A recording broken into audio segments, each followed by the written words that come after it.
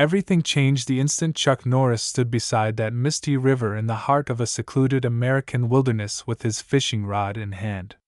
He had driven through winding roads and dense forests because he wanted pure solitude. He wanted to hear the hush of nature and feel the tranquil pull of a fish on the line. He gazed across the water that morning. He thought the entire day belonged to him alone. He believed this fishing trip would be just another calm escape from the noise of the city. But his instincts told him otherwise. He felt something off in the thick air, a subtle tension lurking beyond the gentle ripples. Therefore he cast his line, determined to quiet his mind. He exhaled and allowed himself a moment of silent reflection, remembering how a single day can shift from serene to chaotic if fate decides to intervene. He could almost sense a watchful presence hidden among the trees. He scanned the horizon, searching for any clue that might explain why his pulse quickened. The murmur of the river echoed against distant boulders, creating a symphony of calm. But beneath that calm, he felt a subtle unease. He sighed and told himself it was nothing more than a bit of wilderness paranoia. Therefore he focused on the subtle movement of the water. He tried to shake off the feeling by examining his lure and adjusting it for a better chance of hooking the elusive trout he had come to catch. But something still whispered in the back of his mind. He glanced over his shoulder, surveying the shore. He saw towering pines, clusters of mossy stones, and fallen branches from seasons long past. He recognized that nobody would likely stumble upon this hidden spot unless they'd come prepared for a serious trek. Yet he couldn't silence the strange energy creeping under his skin. He held his rod in one hand and stood still, allowing the hush of nature to envelop him. The sun crawled higher, painting the tree line in golden light. The breeze carried the scent of damp earth and ferns. He tried to relax. He shifted his feet on the sandy bank and recalled the last few times he had come to fish in remote areas. Usually no one else was around. But here he was, feeling a presence so tangible it made his muscles tense. He inhaled deeply and reminded himself that even if danger lurked, he was Chuck Norris. He could handle anything that roamed the wilderness. The next moment, a faint cry echoed through the trees. It was so soft that for a split second, he doubted his own ears. He stayed perfectly still, uncertain whether the sound was part of the wind's whistle or a genuine voice. But the noise returned, this time trembling with desperation. Chuck lifted his head, letting the fishing rod dangle by his side. He felt the muscles in his shoulders tighten. He didn't waste time asking questions or letting fear seep in. He moved along the bank, stepping carefully between rocks and roots, following the distant sound that echoed across the water. He heard the cry once more. It was a child's voice. A wave of urgency rippled through his chest. He knew without a doubt that a young life was at stake. Therefore he broke into a silent but determined run, weaving through the pines while keeping his eyes and ears locked on that weak but frantic cry. He recognized the terror beneath it, the kind that only a lost child could feel when confronted by raw nature. He moved quickly, occasionally stopping behind thick trunks to get his bearings. The cry grew louder, echoing through the forest. He kept going. He passed through patches of wet undergrowth and hurtled over fallen logs. He had come here expecting solitude and calm, but fate had different plans. The cry guided him toward a narrow clearing where he glimpsed a small figure huddled by the edge of the rushing river. Chuck's heart hammered in his chest. He arrived to see a boy, no more than 8 years old, trembling on the damp ground, clothes soaked and face streaked with tears. He wore a jacket too thin for the cold. His hands clutched at his arms as if trying to trap every ounce of warmth left in his body. Chuck approached him cautiously, not wanting to startle the child. He spoke gently, hoping to ease the fear plastered across the boy's wide eyes. The boy stared at him like a frightened animal, unsure whether he should run or remain frozen. But Chuck radiated calm strength. He knelt beside the boy and asked if he was hurt. The boy shook his head but couldn't form words. He just stared at the stranger with a mixture of terror and hope. Chuck removed his own jacket, wrapping it around the shivering child. He felt the boy's icy skin through the soaked clothing. He recognized the early signs of hypothermia. He had to act quickly to get the child warm. Therefore he surveyed the environment, searching for a sheltered spot where he could build a fire. The boy clung to him, panicked at the thought of being left alone again. Chuck guided him away from the open bank, leading him deeper into the trees where thick branches could offer a bit of protection from the wind. He moved decisively. Every action was measured and deliberate. He found a fallen pine, partially hollow in the trunk, a spot that could break the wind. He ushered the boy inside, then scavenged for dry branches, pine needles, and anything that could burn. He had spent years in harsh environments, training for survival. But this time he wasn't simply fighting the elements for himself. He was protecting a vulnerable child who appeared to be on the brink of collapse. He crouched low, striking a fire starter he always kept in his backpack. Sparks flew, catching the needles and twigs. Soon a small flame danced amidst the gloom. He gently nudged the boy closer to the warmth, keeping an arm around his shoulders to offer reassurance. The boy took a shuddering breath and finally spoke a few words. He said he got lost while searching for interesting rocks near his family's campsite. He had wandered too far, and before he knew it, he couldn't find his way back. He had wandered all day, eventually stumbling to the water's edge, hoping he might recognize something. But darkness had fallen, and he'd spent a terrifying night beneath the stars without a clue how to find his parents. Chuck listened carefully, feeling the surge of empathy rise within him. He assured the boy that everything would be fine. He made it clear that they would get him home. The boy's eyes welled up again, not quite believing such a rescue could be that straightforward. Chuck reached into his small supply pouch, pulling out protein bars and a canteen of water. He handed them to the boy, urging him to eat and drink slowly. The boy's hands shook as he tore into the food. Chuck realized it must have been at least a day since the kid had eaten anything substantial. He steadied the boy's trembling hands as he took the first sips of water. The morning light grew stronger, piercing the dense canopy overhead. Chuck studied the terrain, noting the boy's footprints near the riverbank, trying to discern which direction the child might have come from. The boy said his parents' campsite sat next to a large rock formation that looked like a horse's head. Chuck felt a flicker of recognition, recalling a unique rock formation he had noticed a few miles back on one of his drives through this region. But he couldn't be certain. There were countless unusual rock shapes scattered throughout the wilderness. Therefore he decided they would stay put for a short while, allowing the boy to warm up and gather strength. Chuck refused to let him walk until he was stable. He told the boy to rest by the fire. Meanwhile, Chuck rummaged through his pack for a dry shirt he could give the child. He always carried spare clothing for emergencies, though he never expected to use it for a lost kid. He helped the boy remove his soaked jacket and shirt. The boy's lips were still faintly blue. Chuck rubbed the boy's arms vigorously, trying to restore circulation. He offered quiet words of encouragement, reminding the boy that fear is normal but it can be faced with calm determination. He told him that being afraid is a sign you're alive and aware, but letting fear control you is never the answer. The boy stared at Chuck with a mixture of awe and relief, as if he had stumbled upon a mythic figure rather than an everyday fisherman. Chuck had that effect on people, a calming authority that melted panic. After some time, the boy's trembling subsided. He stretched out his arms and tested his legs, finding his footing again. Chuck asked him to describe the campsite more thoroughly, searching for clues about which direction they should travel. The boy remembered there had been a narrow dirt trail leading away from the main road, and he recalled seeing a wooden sign with chipped paint. The sign had partially read, "Pine Bluff," or something similar. Chuck nodded. He mentally pieced together a probable route. He also knew that if the parents realized their son was missing, they might already have alerted the park rangers or local authorities. But in such a remote region, a search party might not arrive quickly. Therefore Chuck decided it was best to move while they had daylight and fresh energy. He put out the fire meticulously, scattering the embers so as not to risk a forest blaze. Then he made sure the boy was bundled up in his spare shirt plus the jacket. He led him along the riverbank, figuring it was safer to stay near the water because it offered a recognizable landmark.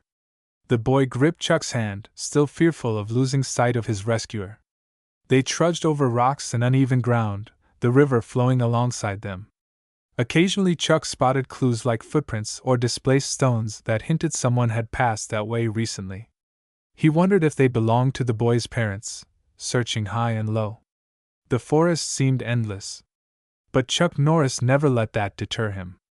He kept a steady pace, pausing periodically to listen for voices or the sounds of human activity. The boy stuck close, his eyes scanning the surroundings, hoping to glimpse something familiar. After nearly an hour, Chuck spotted an old wooden sign leaning awkwardly beside a half-overgrown path. The paint was cracked and mostly chipped off, but he could make out the faint letters. Pine BL. That had to be the sign the boy remembered.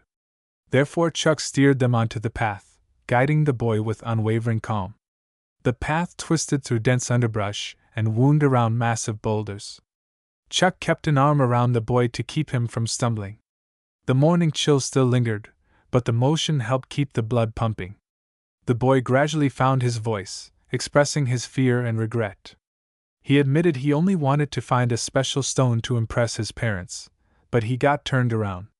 Chuck listened without judgment, offering gentle words of reassurance. He told the boy that mistakes happen.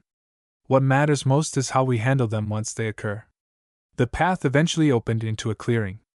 Chuck noticed scattered footprints all around, as if people had been running in frantic circles. At the far edge stood a couple of tents, one partially collapsed, the other standing upright but zipped open. A minivan was parked nearby, its doors wide open, camping supplies strewn about.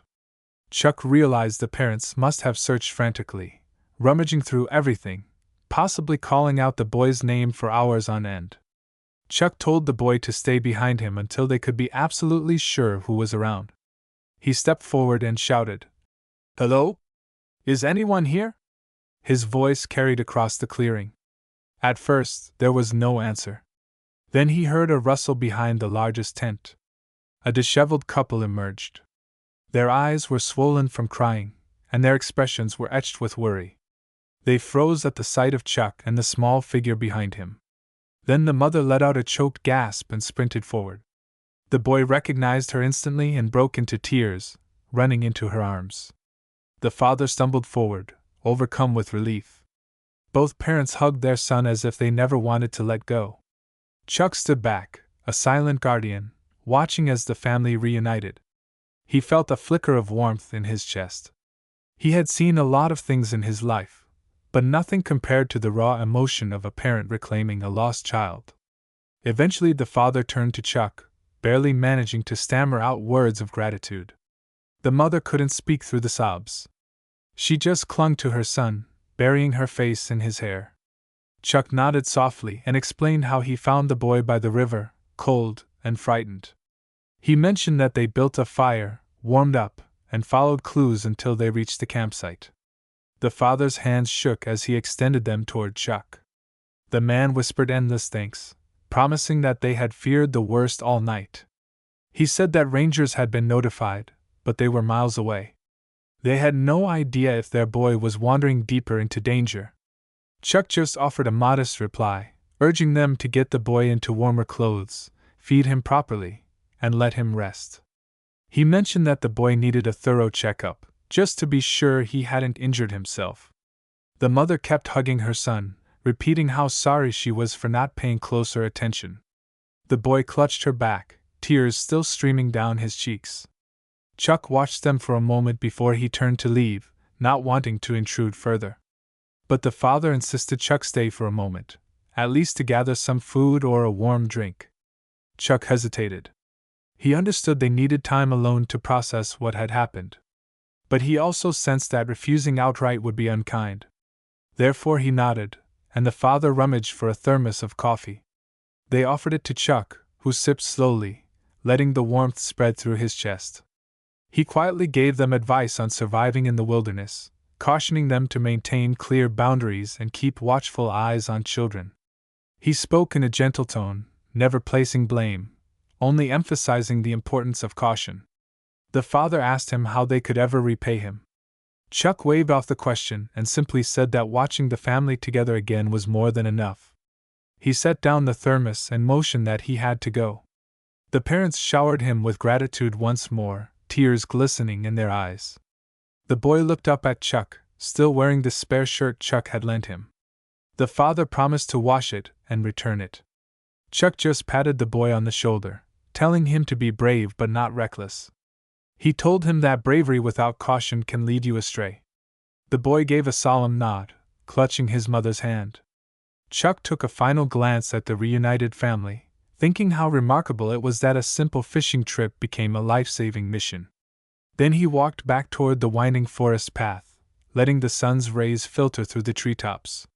He found his way back to the riverbank where he had left his fishing gear. The day hadn't turned out the way he expected. He felt no disappointment, only fulfillment that he had used his skills for something truly meaningful. He gathered his rods and tackle box, eyeing the calm water once more. He might have resumed fishing, but the day's events had already gifted him a deeper sense of purpose than any catch could provide. Therefore he slung the gear over his shoulder, content with the knowledge that a lost child was safe, returned to the arms of worried parents. He started heading back, stepping carefully across the uneven shoreline, noticing how the forest seemed to hum with renewed life. He felt an odd but comforting sense of connection to everything around him. The pine trees swayed gently, the river continued its quiet passage. He exhaled slowly, letting the tension in his muscles subside. As he navigated back to the spot where his vehicle was parked, he mulled over how easily a peaceful day can shift into a scenario demanding every ounce of courage and know-how. He thought about the boy's terrified eyes, the shaky voice, and the eventual relief when he was wrapped in his mother's arms. Chuck knew that he'd probably remember this day whenever he felt the call of the wilderness again.